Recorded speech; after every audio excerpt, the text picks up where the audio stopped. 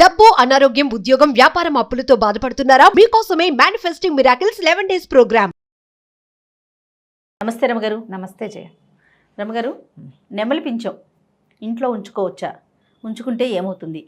అంటే నాకు ఒక్కదానికి వాడతారని మాత్రం తెలుసు. బల్లులు రాకుండా పెడతారటండి. ఎస్, అదొక పాయింటే తెలుసు నాకు. ఇంకా ఏమైనా ఉపయోగాలు ఉంటాయండి? అది కాదు జయ, ఇలాంటి అనుమానాలు ఎందుకు వస్తాయో అర్థం కాదు. వస్తాయండి, అంతేనండి రమగారు, అంతే. రోడ్డు మీద అప్పుడప్పుడు మనకి ఈ నెమలి పించాలు అమ్మేవాళ్ళు కనపడతారు. అవును. నెమలి పించం అంటే ఏమిటి? అదేమన్నా ప్రత్యేకమైందా? దాని తోకలో కుచ్చు, అంతే అంతే కదా. నెమలి పించాలకి ఒక ప్రత్యేకత ఉంది. మిగిలిన కళ్ళు అట్లా తిప్పలేము, చూసారా ఎంత టెంప్టీగా ఉంటుందో రమగారు. నాకైతే భలే ఇష్టం. అవును, అదే పాయింట్ అందులోది. అంతేనా? అంత కాక అది కాదు జయ, ఇప్పుడు ఏ పక్షివైనా రెక్కలు, ఈకలు మనం ఇంట్లో పెట్టుకుంటామా? పెట్టుకోం. ఊళ్ళల్లో ఏం చేస్తారో తెలుసా? పల్లెటూరులో వాళ్ళకి తెలుసు. కాకి రెక్కలు రాలి పడుతూ ఉంటాయి. 3-4 రెక్కల్ని ఇలా కట్టి వేళ్లాడేస్తారు, కాకులు రాకుండా ఉండటం కోసం. పొద్దుటి పూట ఈ వెన్న చేసుకున్నా, ఏదైనా ఎండ పెట్టినా కాకులు కవట్లాడిపోవటం అంటారు దాన్ని. కాకులు పడిపోతూ ఉంటాయి వచ్చి. అప్పుడు ఏం చేస్తామంటే ఈ కాకి రెక్కలు కడితే కనుక కొంచెం అక్కడ ఏదో వీళ్ళు కొట్టి దాన్ని చేశారన్న అనుమానంతో కాకులు రావుట. ఓకే. రావని మా వాకిట్లో కూడా 1-2 కట్టేసి ఉంటుండేవి. మాకు పెద్ద వాకిలి, ఏదో ఓ పక్కన ఒడియాలు పెట్టిన దగ్గర మాత్రం అది కట్టేవాళ్ళం. అది మనకి కాకులు ఎక్కువ కనిపిస్తాయి, మనం ఇక్కడ కనిపించవు. ఇక్కడ అసలు నేను కాకి కనిపిస్తాయి, పావురాలే ఉంటాయి. అవును, ఇప్పుడు పావురాయి రెక్కల్ని ఇంట్లో పెట్టుకుంటామా మనం? పెట్టుకోం కదా. ఇప్పుడు ఎట్లా మన జుట్టు రాలింది, ఎంత మంచి జడ ఉన్నది, ఇంత భారీ జుట్టు అని దాన్ని ఉంచుకుంటాం? లేదు, ఉంచుకో. అందంగా పెంచుకున్న గోళ్ళని కట్ చేశాక శోభించదు, తీసుకెళ్ళి జాగ్రత్తగా మట్లో పడేయాలి దాన్ని. అంతే. ఇంట్లో కూడా వేసుకోకూడదు. ఏదో పక్కన పడి ఉంటుందిలే, రేపొద్దున ఊడవచ్చలే అని కూడా భావించాం మనం. జుట్టు దువ్వంగానే చుట్టడం, ఏ డస్ట్బిన్లోనే పెట్టడం. మట్లో కూడా పెట్టేసేయచ్చు. గోల్డ్ కానీ ఇవి కానీ అవి కరగడానికే చాలా సమయం పడుతుంది. పక్షి రెక్కలు కూడా అలాంటివే. ఏ పక్షి రెక్కనైనా ఈకలని, రెక్కలని కాదు, రెక్కల్లో ఉండేటువంటి ఈక, కాకీక అని చెప్తాం కదా. కాకీకకి లేని ప్రత్యేకత నెమలీకకి ఎందుకు వచ్చిందంటే కృష్ణుడు దాన్ని ధరించటం వల్ల. భగవంతుడు ధరించాడు కాబట్టి అది భగవత్ సంబంధమైన వ్యవహారంగా భావించి మనం అది ఉంచుకుంటే కృష్ణ సాన్నిధ్యం ఉన్నట్టు ఒక మనసుకి సంతోషం. కృష్ణుడు నిరంతరాయంగా దాన్ని ధరించడం. ఏ కృష్ణుడు చిట్టి బుజ్జు బొమ్మ ఉన్నా, ఇంత బొమ్మ ఉన్నా ఆయన నెమలి పింఛను ధరించే ఉంటాడు. ఆయన ఎప్పుడు ధరించి ఉంటాడు? అది రాజకుమారుడు అయిపోయాక కాదు, గొల్లవాళ్ల పిల్లాడిగా ఉన్నప్పుడు ఇంతంత చారడేసి, ఇంతంత కళ్ళు, ఎర్రటి పెదిమలు, ఆ నీలంగా ఉండేటువంటి నలుపు ఛాయలో పిల్లవాడు, బొద్దుగా ఉన్నవాడు, ఆ మహాద్భుతమైన సౌందర్యవంతమైన నవ్వు ఉన్నవాడు. ఆ పిల్లవాడికి దిష్టి తగలకుండా వేరే రంగు మీదకి దృష్టి పోవటం కోసం వాడి బుగ్గ మీద కాటికి చుక్క పెట్టినా కనపడదు, నల్లవాడు కదా. అందుకని వాళ్ళమ్మ ఈక పెట్టేది. నీలమేఘశ్యాముడు కదా. ఈ మొహం గబుక్కుని చూడంగానే దీని మీదకి దృష్టి వెళ్తుంది. అందుకని ఏం చేసేది, దానికి చుట్టూతా ముత్యాలు చుట్టేది, కొప్పు చుట్టూతా. కృష్ణుడు కొప్పేసేది కదా. అవును కదా. అవును. కృష్ణ పిలక ఈ పైన ఆ పిలకేసి దానికి ఒక పింఛం పెట్టి దానికి ఒక ముత్యాల పేరు వేళ్లాడేస్తే ఈ పిల్లాడిని చూడగానే జగన్మోహనమైన వాడి నవ్వులోకి పడిపోకుండా, వాడికి దిష్టి తగలకుండా పైకి వెళ్ళేది చూపు. అలా పెట్టబడింది. చూపుని ఆకర్షించటం కోసం పెట్టారు. ఆయనతోటే ఉండిపోయింది ఆ నెమలి కన్ను. ఆయనంతటా ఆయన స్వయంగా తీసుకున్నది కాదు, తల్లి చేసింది. యశోదాదేవి తన ప్రీతితోటి అన్ని వర్ణాలున్న చోట కన్ను ఆటోమేటిక్గా దాని మీదకి వెళ్ళిపోతుంది కాబట్టి పెట్టారు. ఇప్పుడు మనం కూడా మన ఇంటికి నెగిటివ్ ఎనర్జీ సోకకుండా ఉండడానికి చాలా చేస్తాం కదా. అవును. అట్లాగే ఇలాగ ఈ సప్తవర్ణాలు ఇంద్రధనుసు రంగుల్ని ఆవిష్కరించేటువంటి ఈ నెమలి కన్నుల్ని గనక అట్లా ఇంట్లోకి రాగానే కనపడేలాగా పెట్టుకుంటే కొంత అబ్బో వీళ్ళు భలేగా ఉందే అన్న ఫీలింగ్ని అది లాక్కుంటుంది. ఇది మెయిన్ పాయింట్. ఓకే.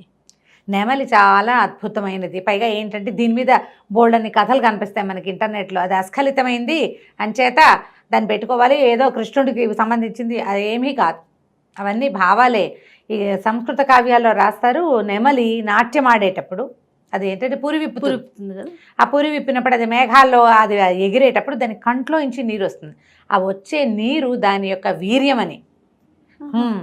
ఆ నీటిని తీసుకున్న ఆడ నెమలికి గుడ్లు వస్తాయి, పిల్లలు పుడతాయని. కానీ ఇవి రెండు మేటింగ్ లేదని, ఉండదని సంస్కృత కావ్యాల్లో ఉంది. అట్లా పాత కథల్లో చెప్తారు. కానీ మన డిస్కవరీ ఛానల్లో చూస్తే అన్ని బర్డ్ మేటింగ్ లాగానే వీటికి మేటింగ్ ఉంది. అది నిజమో కాదో, కవి కల్పితమో లేదా కవి సమయాలుగా చెప్పబడతాయి. ఇప్పుడు ఆడనెమలి అందంగా ఉండదు, మొగనెమలి మహాద్భుతంగా ఉంటుంది. ఈ పింఛ ఉండేది మొగనెమలికి. అవును. ఆడనెమలి సామాన్యంగా. నువ్వు కోళ్లల్లో కూడా చూడు, అది ఒట్టి నెమళ్ళకే కాదు, కోడిలో కూడా పుంజు భలే అందంగా ఉంటుంది, పెట్ట సామాన్యంగా ఉంటుందమ్మా. అవును కదా. సింహం అందంగా ఉంటుంది, శివంగి అది విధాత సృష్టి, ఒక నెమలికే ప్రత్యేకం కాదు అది. దీనికి కూడా దీని లక్షణాలు దీనికి ఉన్నాయి. ప్రధానమైంది ఇది భగవంతునికి శిరోభూషణంగా ఉండటం వల్ల మనం ఇది చేస్తాం అంతే. ఇప్పుడు ఈకల్ని కూడా ఇన్నేసి పెట్టుకోం, అవి మనకి దొరకవు, మన ప్రాంతాల్లో కనపడవు, కొనుక్కుంటాం ఎక్కడైనా కనపడితే. పైగా ఒకసారి తెస్తే పాడవదు, చాలా కాలం పాటు ఆ అద్భుతమైన అమరిక. అదంతా కూడా భగవత్ సృష్టి విచిత్రమే కదా. అవును. దానికి ఇప్పుడు పక్షులకి వాటి శరీరపు రంగులే జనరల్గా ఉంటుంటాయి. వాటి ఈకల్లో కాకికి నల్లగా, పావురానికి తెల్లగాను, కాస్త గ్రే కలర్లో ఉంటుంది, రామచిలకి కాస్త ఆకుపచ్చగా ఉంటుంది, అంతేనా. అవును. నెమలికి దాని శరీరపు వర్ణం కంటే తోకలో ఉండే పింఛపు వర్ణము చాలా గొప్పది, ప్రత్యేకమైంది. కాబట్టి చక్కగా తెచ్చిపెట్టుకుంటే సౌందర్యవంతంగా కనపడుతుంది. మన దృష్టిని పొద్దురుపూట లేవగానే కనపడేటట్టుగా పెట్టుకోమని కూడా కొంతమంది పెద్దవాళ్ళు చెప్తారు. ఏవో తంత్రాల్లో చెప్పబడతాయి, కానీ దాన్ని బెడ్రూమ్లో పెట్టుకోవటం వల్ల, తెల్లవారు లేవగానే దాన్ని చూడటం వల్ల మీకు మనగుడే అత్యద్భుత ప్రయోజనం అయితే పెద్దగా ఏం ఉండదు. కాకపోతే ఏంటంటే ఒక ప్లెజెంట్ ఫీల్, ఒక నెగిటివ్ ఎనర్జీని లాక్కునేటువంటి, అంటే దృష్టిపాతాన్ని లాగేటువంటి ప్రత్యేకమైన లక్షణం ఉంది. కాబట్టే ఇది పెట్టుకోవాలి.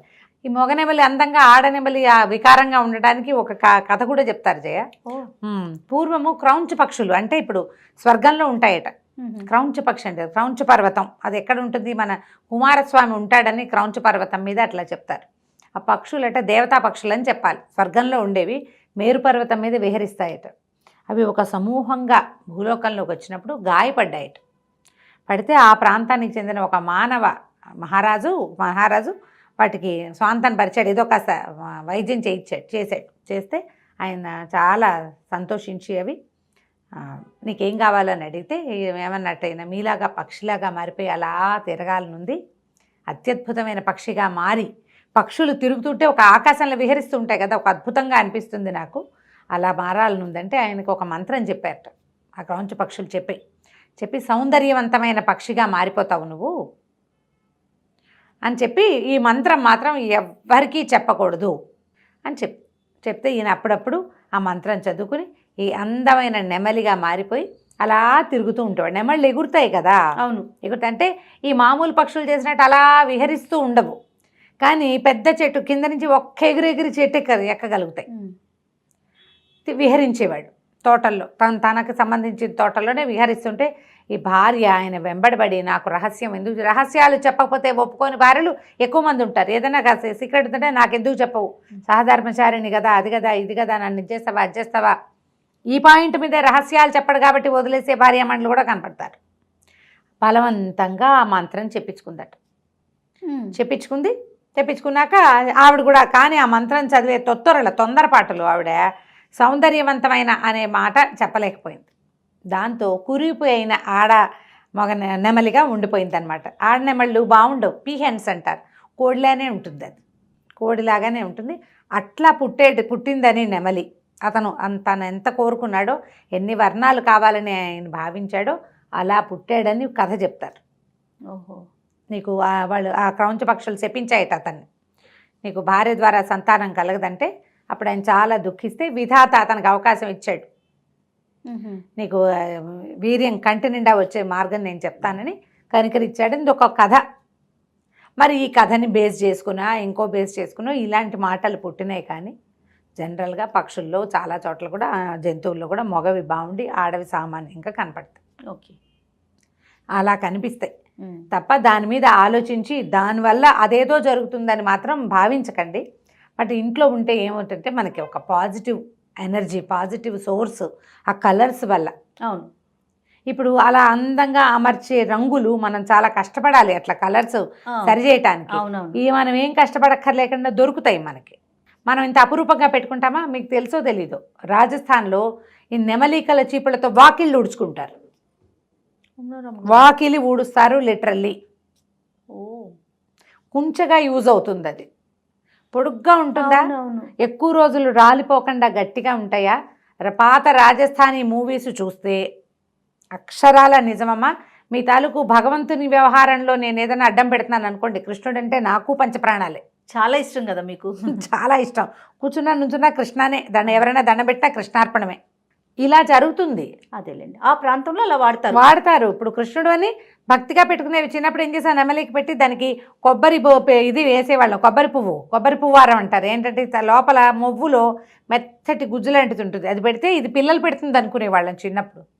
నెమలిక పిల్లలు పెడుతుంది, దానికి ఆహారం ఏంటంటే కొబ్బరి పువ్వు. అదే ఆ కొబ్బరి తొట్లో ఉండేటువంటి మెత్తటి బూజు లాంటిది, అది తీసుకొచ్చి పెట్టుకునేవాళ్ళం మేము మా చిన్నప్పుడు స్కూళ్ళలో చేసేవాళ్ళం. పుట్టేవారు. ఏమో మరి పుట్టాయో లేదో, మా ఇంట్లో ఎప్పుడు పుట్టలేదు. అంటే మేము ఏమనుకున్నామంటే మనం పదే తీసి చూస్తున్నాం, అందుకే పుట్టలేదు అనేది మా అక్కయ్య, మా వసంత చెప్తుండేది అలాంటివి. నువ్వెంతసేపు తీసి చూస్తావే, అలా తీసి చూస్తుంటే కుదరదు, చూడకుండా ఉండేది, పుట్టేసిందేమో తెల్లారేసరికి ఒక యావగా ఉండేది. అవన్నీ ఇలా చెప్పుకునే కథల్లో క్రమంగా ఏంటంటే అదేదో అద్భుతమైన పాజిటివ్ సోర్సు భగవంతుడిని దింపేస్తుందని భావించకండి. ఒక చిన్న అందమైన వస్తువు కింద చక్కగా పెట్టుకోవచ్చు. అలాగే ఎక్కువ ఎక్స్పెక్టేషన్స్ పెట్టుకోవద్దాం, అద్భుతాలు జరగవు, అంతే, తాపీగా జరుగుతాయి ఏదైనా జరిగితే, అంతే. రైట్ రామ్ గారు, నమస్తే. నమస్తే. సుమన్ టీవీలో మీ పర్సనల్ అండ్ బిజినెస్ ప్రమోషన్స్ కోసం కింది నెంబర్కి కాంటాక్ట్ చేయండి.